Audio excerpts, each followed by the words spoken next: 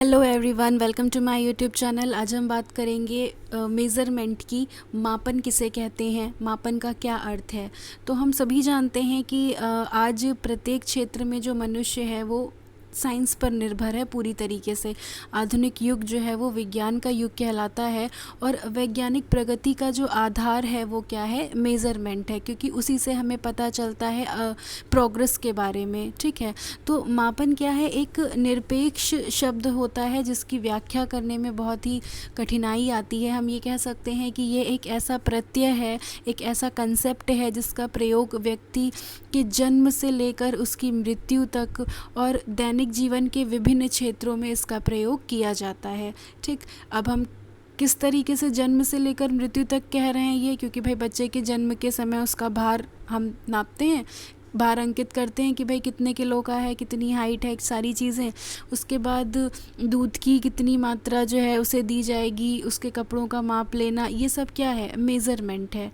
ठीक, तो मनुष्य जो है वो प्राचीन काल से जीवन के सभी क्षेत्रों में मापन का प्रयोग करता आ रहा है। जैसे सब्जी वाला सब्जी बेचता है, डॉक्टर शरीर का तापमान नापता है, दूध वाला दूध नापता है ना। तो इन सभी चीज़ों के लिए वो एक मानक का प्रयोग करता है। ठीक, अब जैसे सब्जी वाला आपको सब्जी बेचता है जब, तो वो एक बाट का प्रयोग करता है ना, थर्मामीटर से आप शरीर का तापमान नापते हैं। दूध वाला भी उसका एक मेज़रमेंट होता है जिससे वो आपको कितने लीटर दूध देना होता है वो देता है। तो ये कुछ मानक होते हैं, है ना। लेकिन बहुत सारे ऐसे भी क्षेत्र हैं जिनमें कोई मानक नहीं होता है। तो वो कौन सा क्षेत्र है, शिक्षा का क्षेत्र है। शिक्षा, मनोविज्ञान, सामाजिक विज्ञान के क्षेत्र में भाई कोई मानक है नहीं, कोई एग्जैक्टली कोई मानक नहीं है ना। तो आधुनिक समाज में जीवन के विशिष्ट क्षेत्रों से सामान्य क्षेत्र तक प्रत्येक क्षेत्र में व्यक्ति जो है वो मापन की क्रिया की आवश्यकता को एक्सेप्ट करता है, उसे स्वीकार करता है। ठीक है, तो हम ये कह सकते हैं कि जिन साधनों के मापने के मानक उपलब्ध हैं, है ना, उनमें त्रुटि की संभावना कम होती है भाई, क्योंकि वो एक्यूरेट एकदम बताते हैं। लेकिन हाँ, जिसमें मानक उपलब्ध नहीं है, जैसे शिक्षा के क्षेत्र में मापन और मूल्यांकन जो है वो एकदम नवीन प्रत्यय है और दोनों एक ही प्रक्रिया के दो अलग अलग पहलू हैं। ठीक, कुछ ऐतिहासिक पृष्ठभूमि के बारे में भी हम जान लेते हैं कि कहाँ से ये सब चीज़ें जो हैं वो आई हैं, हिस्टोरिकल बैकग्राउंड। तो सामान्यतः जो मानव जाति द्वारा मापन क्रिया तथा विभिन्न मापन इकाइयों का प्रयोग बहुत पहले से ही होता चला आ रहा है। ठीक, 19वीं शताब्दी में प्रयोगात्मक मनोविज्ञान जो है आपका, उससे संबंधित समस्याएं तथा असामान्य व्यक्तियों के समायोजन हेतु जो समस्याएं आईं, उनका सॉल्यूशन या उनका समाधान करने के लिए मापन की नींव रखी गई, जिसके परिणाम स्वरूप क्या हुआ कि 20वीं शताब्दी के पूर्व में विभिन्न मानसिक क्रियाओं के मापन के लिए बहुत सारे टेस्ट्स का निर्माण हुआ, परीक्षणों का निर्माण हुआ तथा मापन के क्षेत्र का तेज़ी से विकास हुआ। तो सबसे पहले कौन से जो दो व्यक्ति थे जिन्होंने इसमें कार्य किया, तो उनका नाम है टस्व्यूरल तथा सैगुइन। ये दो ऐसे नाम हैं जिन्होंने इस क्षेत्र में सबसे महत्वपूर्ण कार्य किए। दोनों ही मनोवैज्ञानिक मापन संबंधी सिद्धांतों के बारे में दोनों ने ही बताया और उनके द्वारा जो किए गए कार्य थे उससे प्रभावित होकर वेबर और फैक्नर ने 1879 में मनोदैहिक कार्यक्रम प्रारंभ किया तथा उन्होंने फिर क्या किया, मनोविज्ञान के जो प्रयोगात्मक स्वरूप है उस पर बल दिया। ठीक है, तत्पश्चात उसके बाद जो 19वीं शताब्दी के अंत में आपने वुंड का नाम बहुत सुना होगा। उन्होंने 1880 में लिप्जिंग में मनोविज्ञान की जो प्रथम प्रयोगशाला स्थापित की।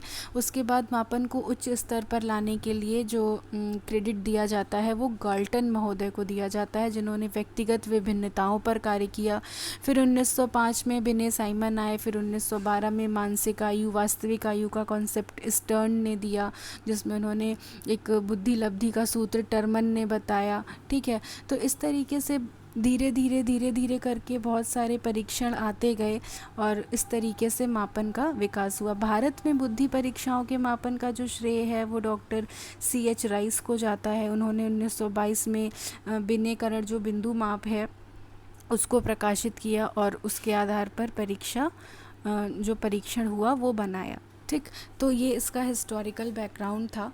ठीक है, उसके बाद इसकी कुछ डेफिनेशंस हैं वो भी देख लेते हैं, है ना।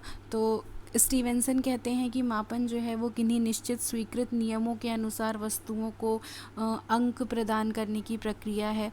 According to Stevenson, measurement is the process of assigning numbers to objects according to certain agreed rules. ठीक, कैंपबेल क्या कह रहे हैं कि नियमों के अनुसार वस्तुओं तथा घटनाओं को प्रतीकों में व्यक्त करना, यानी measurement is the assigning of numericals या जो न्यूमरल्स टू ऑब्जेक्ट्स और इवेंट्स अकॉर्डिंग टू रूल्स।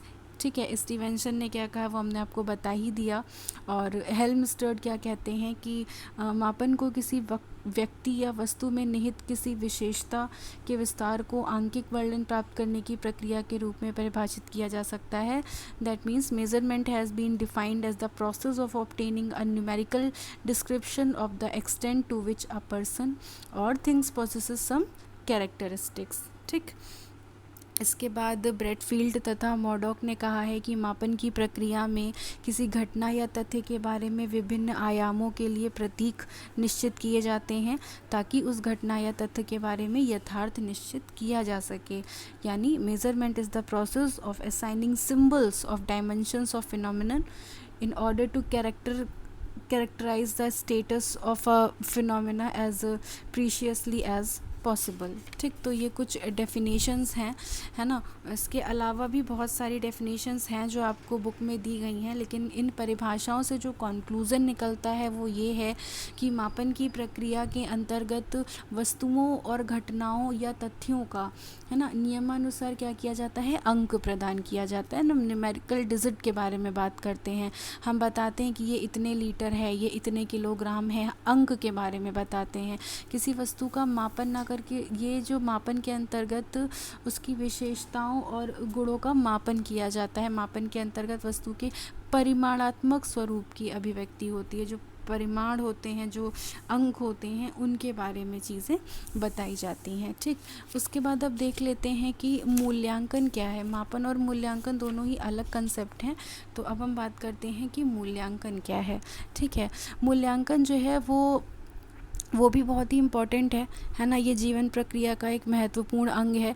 जो शिक्षण की क्रिया के द्वारा जो व्यक्ति के 3 पक्ष हैं, कौन से, ज्ञानात्मक, भावात्मक और क्रियात्मक, इन तीनों पक्षों का विकास किया जाता है। मापन की अपेक्षा मूल्यांकन जो है वो अधिक व्यापक है। क्यों व्यापक है, ध्यान से समझिएगा। मापन में केवल जो परिमाण है उसके बारे में बात की जाती है, जो आंकिक वैल्यू है उसके बारे में बात की जाती है। 10 में 3 नंबर हैं या 10 में 9 नंबर हैं या 10 में 10 नंबर हैं, जो अंक हैं उनकी बात की जाती है। ठीक है, लेकिन मूल्यांकन जो है वो सभी एस्पेक्ट को शामिल करता है।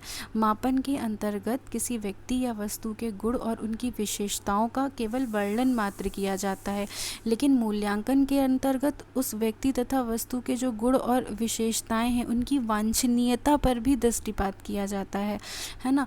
तो मापन जो है वो संक्षिप्त है, उसका जो स्वरूप है वो संकुचित है और वो मूल्यांकन का ही एक अंग माना जाता है। ठीक, अब मूल्यांकन एक ऐसा कार्य, एक ऐसी प्रक्रिया है जिसमें मापन से जो प्राप्त परिणाम होते हैं उनकी वांछनीयता का निर्धारण किया जाता है। मतलब जो भी रिज़ल्ट आपको प्राप्त हुए वो कितने वांछनीय हैं। ठीक है, इसके बारे में कौन बताता है, इसके बारे में मूल्यांकन बताता है। ये 2 शब्दों से मिलकर बना है, मूल्य और अंकन। ठीक, मूल्यांकन का जो शाब्दिक अर्थ है वो होता है किसी विषय, वस्तु, व्यक्ति, स्थिति के गुण दोषों का विवेचन करके उसके संबंध में सही निर्णय लेना और उसके वास्तविक मूल्य का निर्धारण करना। हम ये भी कह सकते हैं कि इसके द्वारा जो मापित मूल्य है उसका अवलोकन करके उसकी उपयुक्तता के बारे में बताया जाता है। जैसे एक बच्चा है, उसके 10 में 9 नंबर या 10 में 10 नंबर हैं, ठीक है, बट उस बच्चे में मतलब ऐसी हो सकता है कि भैया चीटिंग करके उसके इतने नंबर आ गए हों, या हो सकता है कि वाकई में उसने बहुत अच्छे से पढ़ाई की होगी तो उसके कॉन्सेप्ट क्लियर होंगे। तो ये सारी जो चीज़ें हैं ये मूल्यांकन देखता है। मापन तो केवल नंबर बता रहा है, ठीक है, और मूल्यांकन जो है वो ये वांछित उद्देश्यों को किस सीमा तक प्राप्त किया जा चुका है, उसकी ओवरऑल प्रोग्रेस रिपोर्ट क्या है, ठीक है, इसके बारे में बताता है कि नहीं पहले वो बहुत शैतानी करता था, अब तो बहुत सीरियस रहता है, मन लगाकर पढ़ाई करता है, उसकी कोई शिकायत शिकायत भी नहीं आती है। ये सारा जो डिस्क्रिप्शन है, जो डिटेल्ड है, ये कौन बता रहा है? मूल्यांकन बता रहा है। इसीलिए इसका जो क्षेत्र है वो क्या है? व्यापक है। मूल्यांकन को शिक्षा प्रक्रिया का एक महत्वपूर्ण अंग माना जाता है, क्योंकि शिक्षा प्रक्रिया के सभी स्तरों पर उद्देश्यों का निर्माण, शिक्षा अधिगम की प्रक्रिया, पाठ्यक्रम बनाना, परीक्षण, टेस्ट लेना, मूल्यांकन करना, सभी में इसका यूज़ होता है। तो इसमें बालक सीखने के साथ साथ वांछित शैक्षिक लक्ष्यों के अनुरूप अपने व्यवहार में भी परिवर्तन लाता है। ये चीज़ हमने आपको लर्निंग में बताई थी।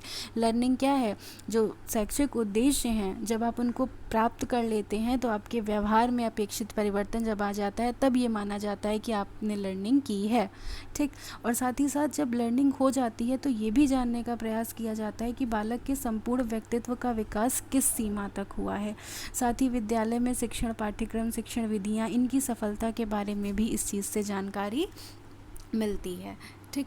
इसकी भी कुछ परिभाषाएं हैं, वो भी देख लेते हैं। जो है पहला क्या है? पहली परिभाषा दी है रेमर्स और गेच के अनुसार कि मूल्यांकन के अंदर व्यक्ति और समाज दोनों की दृष्टि में जो उत्तम है अथवा वांछनीय है उसको मानकर चला जाता है। मतलब चाहे व्यक्ति हो चाहे समाज हो, दोनों की दृष्टि में जो सबसे एक्यूरेट है, जो सबसे सही है।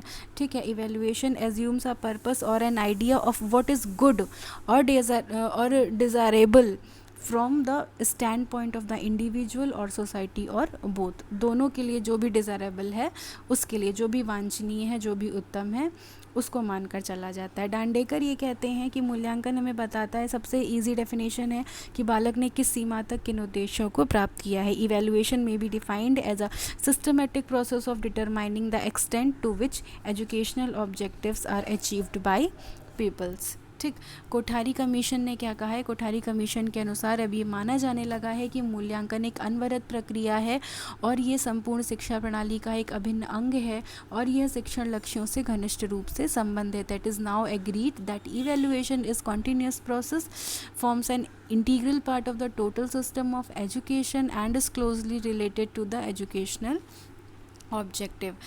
एनसीईआरटी की भी डेफिनेशन है। एनसीईआरटी ने क्या कहा है कि इवैल्यूएशन, मूल्यांकन एक प्रक्रिया है जिसके द्वारा ये ज्ञात किया जाता है कि उद्देश्य किस सीमा तक प्राप्त किए गए हैं। यानी evaluation is the process of determining the extent to which an objective is being attained, the effectiveness of the learning experiences provided in the classroom and how will goals of education have been accomplished। मतलब कक्षा में दिए गए जो अनुभव हैं वो कहाँ तक प्रभावशाली सिद्ध हुए हैं और कहाँ तक शिक्षा के उद्देश्य पूर्ण किए गए हैं। ये कुछ इनकी डेफिनेशंस हैं। ठीक है। इन बातों के आधार पर 3 तरीके के निर्णय आप ले सकते हैं। हम कह सकते हैं कि शिक्षण उद्देश्य की प्राप्ति किस सीमा तक हुई है, उद्देश्य प्राप्त करने की कौन सी विधि कितनी प्रभावित रही है और अधिगम अनुभव कितने प्रभावी उत्पादक रहे हैं। उपरोक्त विश्लेषण के आधार पर ये सारी चीज़ें हमें पता चलती हैं कि मूल्यांकन में इन 3 बातों के बारे में निर्णय लिया जाता है। और इसके विश्लेषण के आधार पर हम ये भी कह सकते हैं कि जो मूल्यांकन है वो उद्देश्यपूर्ण, व्यापक और क्रमबद्ध प्रक्रिया है। ये एक निरंतर चलने वाली प्रक्रिया है। ये निदानात्मक है, डायग्नोस्टिक है, आपकी प्रॉब्लम्स के बारे में पता लगाता है, व्यक्ति के वांछनीय व्यवहार परिवर्तन का पता लगाता है और ये शिक्षा प्रणाली का एक महत्वपूर्ण अंग है तथा इसका शिक्षण उद्देश्यों से घनिष्ठ संबंध है। ठीक। मूल्यांकन के उद्देश्य भी देख लेते हैं। क्या उद्देश्य हैं मूल्यांकन के? तो इसमें कह रहा है कि पाठ्यक्रम में आवश्यक संशोधन करना। ठीक। बहुत सारी परीक्षा प्रणाली में सुधार करना, निर्देशन परामर्श के लिए जानकारी, पाठ्यक्रम में आवश्यक संशोधन करना भाई, क्योंकि पाठ्यक्रम जो है वो चाइल्ड सेंटर्ड है। ठीक है। और अगर जो चीज़ें हैं वो सही नहीं हैं, बालक केंद्रित नहीं है, ठीक, तो मूल्यांकन के आधार पर हम ये चीज़ पता करेंगे और उसके बाद जो भी सुधार, जो भी मॉडिफिकेशन करना है वो हम क्या करेंगे? पाठ्यक्रम में करेंगे। परीक्षा की प्रणाली में सुधार करना। परीक्षा किस लिए ली जाती है? इसलिए ली जाती है ताकि हमें पता चल सके कि आपने अधिगम किया है कि नहीं, लर्निंग की है कि नहीं आपकी, और उस जो शिक्षा का उद्देश्य था वो पाठ पढ़ाने का वो पूरा हुआ है कि नहीं। और अगर हमने जो परीक्षा ली उसके रिज़ल्ट जो है उनसे हमें चीज़ें नहीं पता चल रही हैं, दैट मीन्स परीक्षा प्रणाली में सुधार करने की आवश्यकता है। निर्देशन एवं परामर्श हेतु जानकारी प्रदान करना। निर्देशन, गाइडेंस और काउंसलिंग के लिए भी इससे जानकारी मिलती है, क्योंकि जब इवैल्यूएशन होता है तो आपको फीडबैक मिलता है, आपको पता चलता है कि क्या समस्याएँ हैं, क्या दिक्कतें हैं, उसके आधार पर आप अगले चरण के लिए निर्देशन देते हैं, परामर्श देते हैं। बालक के व्यवहार संबंधी परिवर्तनों की जांच करना। मूल्यांकन का उद्देश्य ये होता है कि पता चल सके कि बालक के व्यवहार में कितना परिवर्तन हुआ है। भाई हमने उसको 1 महीने से मैं उसको पढ़ा रही हूँ, ठीक है, सारे जितनी वांछित विधियाँ हैं, जो भी टेक्निक्स हैं, मैंने उसके द्वारा बच्चे को पढ़ाया। तो अब 1 महीने बाद मैं टेस्ट लेकर ये जानना चाहूँगी कि भाई बालक में अपेक्षित परिवर्तन कितना आया, तो उसकी जाँच करना। और अध्यापक की भी कार्यकुशलता की इससे जांच होती है। अगर बच्चा एकदम सक्सेसफुल हो गया है ना, सारी चीज़ें एकदम एक्यूरेट हो गई, तो जाहिर सी बात है कि टीचर की पढ़ाने की जो टेक्निक थी, जो तरीका था, वो बिल्कुल सही था। तो इससे अध्यापक की भी कार्यकुशलता का मापन किया जाता है। साथ ही साथ मूल्यांकन के द्वारा बालक की दुर्बलताओं का और योग्यताओं की, हमने बताया था अभी कि मूल्यांकन क्या है, निदानात्मक है, डायग्नोस करते हैं हम बच्चे की प्रॉब्लम को। ठीक, अनुदेशन की प्रभावशीलता का पता लगाते हैं। जो भी इंस्ट्रक्शंस दिए गए, अनुदेशन मीन्स क्या होता है, सूचना देना, जो भी इंस्ट्रक्शंस दिए गए हैं वो कितने प्रभावी थे, कितने इफ़ेक्टिव थे, इसका पता लगाना। नवीनतम और प्रभावी शिक्षण विधियों एवं नई विधियों की खोज करना। अगर आप साइंस पढ़ा रहे हैं और आप बच्चों को लैब नहीं ले जाते हैं, जस्ट नॉर्मल ऐसे ही बताते रहते हैं, तो वो नहीं है ना। तो क्या किया जाना कि किस विषय को किस विधि से पढ़ाया जाना है, नई विधियों की खोज करी जाती है। ठीक, बालकों का विभिन्न श्रेणियों में वर्गीकरण करना। मूल्यांकन के आधार पर हम बालकों का विभिन्न श्रेणियों में वर्गीकरण कर पाते हैं। भाई अभी जैसे आप लोग प्रमोट हो गए, ठीक है, तो जो फर्स्ट सेमेस्टर वाले बच्चे सेकंड सेमेस्टर में प्रमोट हो गए, मुझे नहीं पता चला कि फर्स्ट सेमेस्टर में कौन सा बच्चा जो था वो बहुत ही अच्छा है या फर्स्ट पोजीशन बच्चा कौन है ना, क्योंकि उस तरीके से नहीं चीज़ें क्लियर हुई, नहीं सामने आई। तो अगर एग्ज़ाम्स हो जाते हैं उसके बाद हम बता पाते हैं कि हाँ भाई इतने बच्चे हैं तो इतने इस श्रेणी में हैं, इतने इस श्रेणी में हैं। तो इससे क्या होता है, इंडिविजुअल डिफरेंसेस या जो विभिन्न श्रेणियों में विभाजित कर पाते हैं, उनके सब चीज़ों के बारे में पता चलता है। प्रचलित प्रशिक्षण विधियों और पाठ्य पुस्तकों की जांच हो जाती है और उसके आधार पर उसमें अपेक्षित सुधार कर दिए जाते हैं। आई होप आपको आज का लेक्चर समझ में आ गया होगा कि मापन और मूल्यांकन क्या है। ठीक है, मापन बेसिकली जो मापन है वो अंक के बारे में बताता है, आंकिक तरीके से चीज़ें बताता है, इतने मतलब कि वो क्या चीज़ है, कितने अंक में है, उस चीज़। लेकिन जो मूल्यांकन है वो दोनों के बारे में बताता है, गुणात्मक भी है और मात्रात्मक भी है। गुण जो भी चीज़ें, जो भी विशेषताएं हैं, उनको डिस्क्राइब करता है। तो उसका जो स्वरूप है वो क्या है, व्यापक है, और मापन का स्वरूप क्या है, सूक्ष्म है। मूल्यांकन जो है वो प्रोसेस ओरिएंटेड है, परिणाम केंद्रित है, और मापन क्या है, कंटेंट ओरिएंटेड है, उस पर्टिकुलर कंटेंट की बात होती है। मूल्यांकन जो है वो सिस्टमैटिक सूचनाओं का एक संग्रहण है, लेकिन मापन केवल जो सूचनाएं होती हैं केवल उनका संग्रहण करता है, लेकिन मूल्यांकन उन सभी सूचनाओं का संग्रहण करता है जिसके द्वारा निर्णय लिए जाते हैं। ठीक, मूल्यांकन के द्वारा जो उद्देश्य की पूर्ति किस सीमा तक हुई है ये ज्ञात करना होता है, और मापन हमें ये बताता है कि कितने उद्देश्य प्राप्त हुए हैं, नंबर्स में बताता है भाई इतने उद्देश्य प्राप्त हुए हैं। मापन जो है वो अधिकतम उद्देश्यों में सुधार संभव है, लेकिन सुधार जो मूल्यांकन है वो क्या है, सुधार के बाद जो परिवर्तित जो नया रूप आया वो क्या है, मूल्यांकन है। मापन में चयन और संग्रहण के आधार पर अंक प्रदान किए जाते हैं, लेकिन अंक के आधार पर कौन सा स्थान प्राप्त किया है ना, अंक प्रदान करने के बाद मूल्यों का निर्धारण ये कौन करता है, मूल्यांकन करता है। मापन के द्वारा सार्थक भविष्यवाणी संभव नहीं है, लेकिन मूल्यांकन जो है वो परिणामों के आधार पर छात्र के संबंध में पूर्ण सार्थकता के साथ भविष्यवाणी कर सकता है। जो मापन है उसकी प्रकृति आंकलन की अपेक्षा कम फ्लेक्सिबल है, लेकिन मूल्यांकन की प्रकृति क्या है, लचीली ना होकर एकदम फिक्स्ड है। ठीक, ये कुछ डिफरेंसेस हैं जिनसे हम ये पता लगा सकते हैं कि मापन और मूल्यांकन एक नहीं है, दोनों में अंतर है। आगे हम नेक्स्ट वीडियो में आगे की जो चीज़ें हैं, इसकी आवश्यकता, इसकी विधियाँ, टेक्निक्स, टूल्स के बारे में डिटेल में जानेंगे। तब तक के लिए वीडियो को शेयर कर दीजिएगा, चैनल को सब्सक्राइब कर लीजिएगा ताकि आपको नेक्स्ट वीडियो का नोटिफिकेशन मिल सके। Thank you.